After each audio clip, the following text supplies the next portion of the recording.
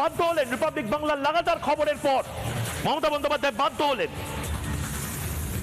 বাংলায় সাময়িকভাবে কাজ বন্ধ করলো আইপ্যাক।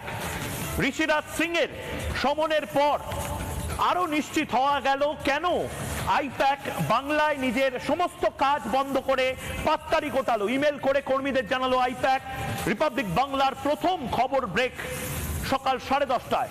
মমতা বন্দ্যোপাধ্যায় বাধ্য হয়েছেন আইপ্যাক নিয়ে প্রতিক্রিয়া দিতে। তৃণমূল কংগ্রেস প্রথমে অস্বীকার করার চেষ্টা করে, কিন্তু তারপর মমতা বন্দ্যোপাধ্যায় তিনি বাধ্য হন। তুমি আমাদের এজেন্সিগুলোকে বলছো যারা আমাদের পার্টির কাজ করে বাংলা ছেড়ে চলে যাও কেন?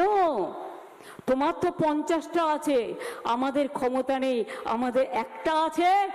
শুনুন, ওদের ভয় দেখালে ওরা আমার দলের সাথে যুক্ত হবে এবং আমরা ওদের চাকরি দেবো, আমরা ওদের করে দেবো। এটা মাথায় রেখে দিন। আমি একটি ছেলেকেও চাকরি ছাড়া করব না। আমি সকালে অভিষেকের সাথে কথা বলেই এসছি, পরিষ্কার বলি, আপনাদের এই চক্রান্ত আর কত অত্যাচার